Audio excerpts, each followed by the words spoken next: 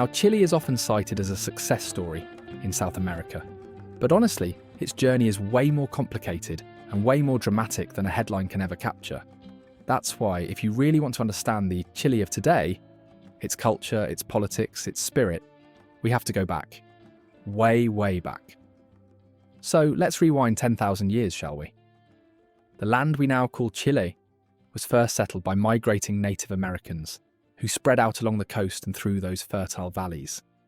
And by the 15th century, the mighty Inca Empire had expanded its turf into the northern part of the country. Now the Inca were a true force of nature, but even their power eventually hit a wall. And that wall was the indigenous Mapuche people who held the central and southern regions. When the Inca came knocking, the Mapuche resisted, managing to hold on to their lands. So you've got the Incas in the north and the Mapuche holding the south. And then in 1520, the first European, Ferdinand Magellan, sailed past. But the real game changer arrived in the 1530s. The Spanish, led by Pedro de Valdivia, started their conquest in 1541 and founded Santiago. Yet, the indigenous Mapuche successfully fought off their very first invasion attempt. It didn't deter Valdivia though, because he kept pushing, but the resistance was so intense that by 1553 they actually captured and killed him. Yikes, the Mapuche weren't done though. They continued opposing European colonization for over 3 centuries, and during the Great Uprising of 1598 they actually pushed all the Spanish settlers back north of the Biobío River. Now, like the rest of the Spanish colonies, whispers of independence started growing louder. And finally the time came in 1810 when Napoleon decided to overthrow the King of Spain. A local governing body in Santiago, called a junta, quickly proclaimed that Chile was autonomous. But you didn't think the Spanish would just roll over, did you? Because they regained control by 1814. But here's the thing about freedom. Once you taste it, it's hard to let go.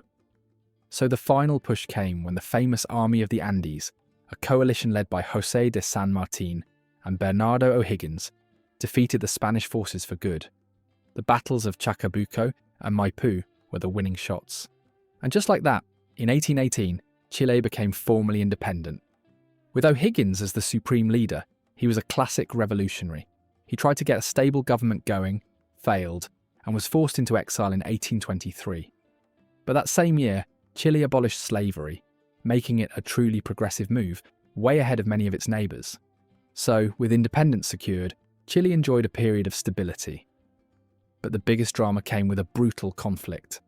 The War of the Pacific, which happened from 1879 to 1884. Chile went to war against Peru and Bolivia, and when the fighting stopped, Chile had won. They annexed a huge chunk of mineral-rich land. And with all that new wealth, specifically nitrate and copper, and the final settling of the Mapuche lands, Chile became a magnet. Massive European immigration began. Germans, French, British, Italians. And fun fact, Chinese immigrants came to help build the crucial railroads. For a long time, Chile was considered one of the most stable and free countries in the entire region. But the 20th century was a massive roller coaster.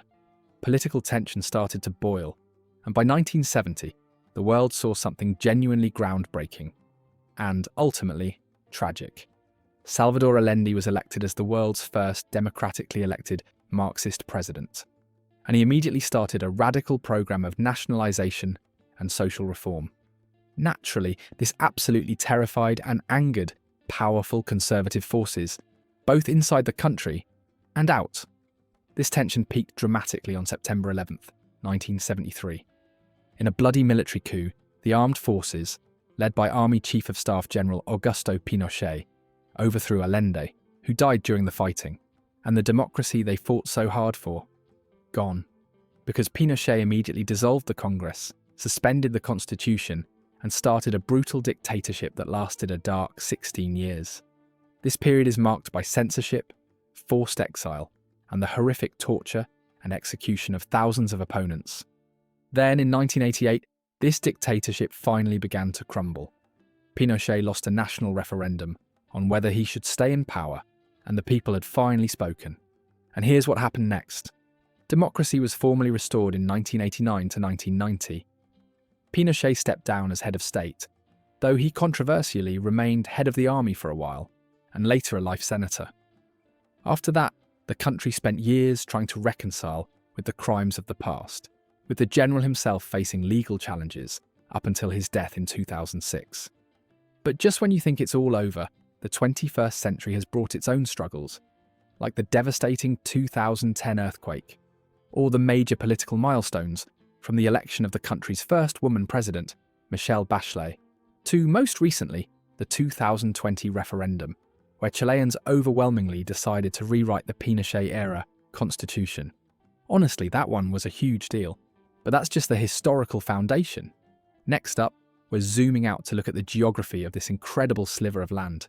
I mean, seriously, how can one country have a desert, Mediterranean climate, and glaciers? So stay tuned. Okay, so we know Chile has a dramatic history, but if you look at a map, you realise its geography is just as wild. Chile is draped down the west coast of South America, sandwiched between the Pacific Ocean and the majestic Andes Mountains. We're talking about a country that is incredibly long and incredibly narrow. Its coastline stretches for over 4,000 miles, or 6,437 kilometres, which is just insane. But get this, it's only about 110 miles, or 175 kilometres wide on average. Now that incredible stretch means the climate and landscape are a study in contrasts. So, to really understand Chile, you have to break it down into three distinct acts: the north, the centre, and the south. Let's start way up in the north. This is where you find one of the driest regions in the entire world. So why so dry? It's a double whammy of geographic forces. You've got the massive Andes Mountains cut off the moist trade winds coming from the South Atlantic. Then, the winds from the Pacific get robbed of their moisture before they even reach the land. It's so dry that a shower of rain is extremely rare, like maybe once a year on average.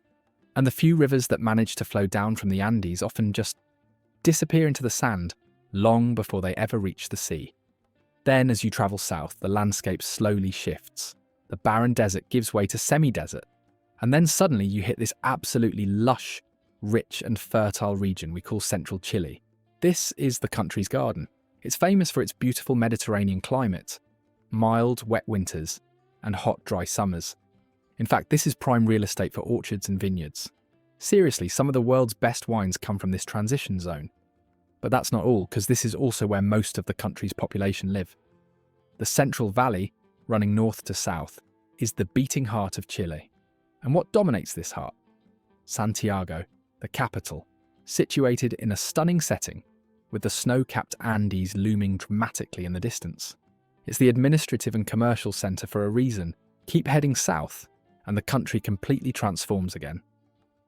This narrow strip becomes as wet as the north is dry, because now you're entering a land of abundant rainfall, strong westerly winds, and a landscape that will remind you of Norway.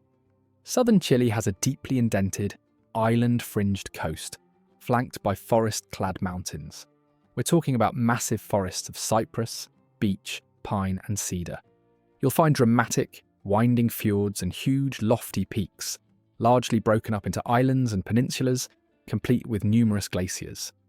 This region also includes the famous archipelago of Tierra del Fuego, or Land of Fire, and right at the very tip, Cape Horn. It's legendary for its high winds and monstrous waves. So, as you can see, each region offers a brand new landscape, and naturally, this diversity creates amazing wildlife. In the high Andes, we find all four members of the South American camelid family: the llama, alpaca, vicuña, and guanaco. In the forests, you might spot the tiny pudu, the world's smallest deer, or the endangered Darwin fox. Oh, and we can't forget about the birds. Inland, Chilean flamingos probe the Altiplano lakes for food, and occasionally you'll see the giant Andean condor, Chile's national bird, soaring high in the mountains. And of course, the coast teems with penguins, pelicans and seagulls. Yes, there are penguins in Chile. Most hang out in the south, but some ride the Humboldt Current all the way up to the northern coast in winter. How awesome is that? Seriously, Chile is a geographical masterpiece. But next up, we're going to look at how this intense geography has shaped the economy and political landscape. You don't want to miss that. Chile is the quiet powerhouse of Latin America. The World Bank recognizes it as a high-income economy, and it was the very first country in the region to join the OECD or Organization for Economic Cooperation and Development. For decades, Chile enjoyed sustained economic growth, a dynamic private sector, and a robust, open trade regime.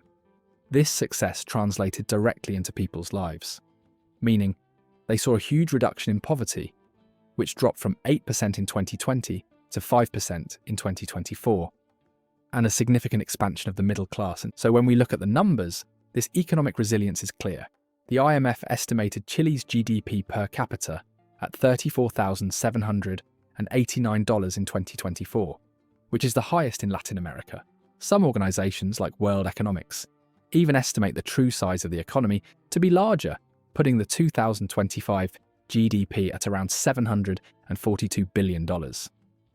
So what's driving all this? Traditionally, Chile's stability has relied heavily on export-oriented sectors like mining, agriculture, and forestry. Mining is huge. It contributes about 16% of the GDP. But here's the thing. The economic growth has slowed down recently, and Chile faces some tough headwinds. First, let's look at the checkbook. Public finances. The government is working hard to reduce the fiscal deficit, which was estimated at 2.7% of GDP in 2024, partly due to lower tax and lithium revenues. They aim to cut it down to 1.1% in 2025, but that's a tough climb. Meanwhile, the debt-to-GDP ratio is following a slow upward trend, hitting 41% in 2024. Not terrible, but one to watch. The most noticeable challenge for everyday Chileans is inflation. Headline inflation rose to 4.5% in December 2024, higher than the central bank's 3% target. So how does the government, led by President Gabriel Boric, address these contrasts? The political landscape is focused on addressing these social needs and building a more equitable system, which is part of why they're rewriting the Pinochet-era constitution. But they also face environmental urgency. Chile is incredibly exposed to climate risks like droughts and water scarcity, which means the economy is still dependent on carbon-intensive sectors. So, to move toward a more inclusive future, they have to boost innovation, enhance labour market inclusion, and support a green and resilient growth model. Chile's economy is resilient, recovering from external shocks and geopolitical tensions, but the political and social demands for a more equitable distribution of wealth remain the most critical challenge of this generation. Up next, we're going to step away from the numbers and dive into the culture. So, who exactly are the Chileans? Well, genetically and culturally, they've got this unique blend. Roughly half of their heritage is European, and the other half is Native American, with just a tiny bit of African descent mixed in. It's interesting because they're actually a bit less indigenous than countries like Peru or Bolivia. In fact, they share more in common with their neighbours in Argentina. And remember those massive Andes mountains we talked about? They basically acted like a giant, isolating wall, which is why the culture is pretty much the same everywhere. That mountain-centric vibe, especially around the capital, Santiago, is incredibly strong. So while they're mostly mestizo, meaning mixed heritage, the original roots are still vital. Only about 10% of Chile's population identifies as indigenous today, but the vast majority of that group, it's the powerful Mapuche people. Their customs have had a huge, lasting influence on modern Chilean culture, which is why they speak Spanish but also celebrate that rich, diverse heritage. Which brings us to religion. Like a lot of Latin America, Roman Catholicism is dominant, with about 55% to 60% of people identifying as Catholic. But here's a cool fact. Chile actually has one of the highest numbers of Protestants in the region. And what's really modern? A lot of Chileans say they aren't religious or that faith isn't a big deal to them. And that's not pretty common for Latin America. But even then, faith totally shapes their social life. You see it at festivals dedicated to patron saints. These aren't your typical quiet church services, though. Because Chilean festivities are fascinating. Colourful explosions that mix Catholic tradition right alongside ancient Andean beliefs. My favourite example is the Fiesta de la Tirana. It's held on July 16th in a tiny northern village. And basically it's all about honouring the Virgen del Carmen, the patron mother. But interestingly, the celebration also ties back to Pachamama, the Inca goddess of agriculture. Isn't it amazing how those two worlds blend together? Now, did you know that the biggest party of the year has nothing to do with saints? It's Fiestas Patrias, their Independence Day, celebrated on September 18th. It's a week-long national birthday bash with tons of food, wine, dancing, and Chilean-style rodeos. You absolutely want to be there for that. And to show how the country keeps evolving, they also created Reformation Day in 2008, held in late October. That holiday formally recognises the growing importance of the evangelical and Protestant churches. It's a great sign that Chile is affirming all the different parts of its modern identity. But now it's your turn. What part of Chile's story shocked you the most? Is it the fact that penguins swim up to the Atacama? Or the fact that their national party lasts a full week? Share your thoughts in the comments below.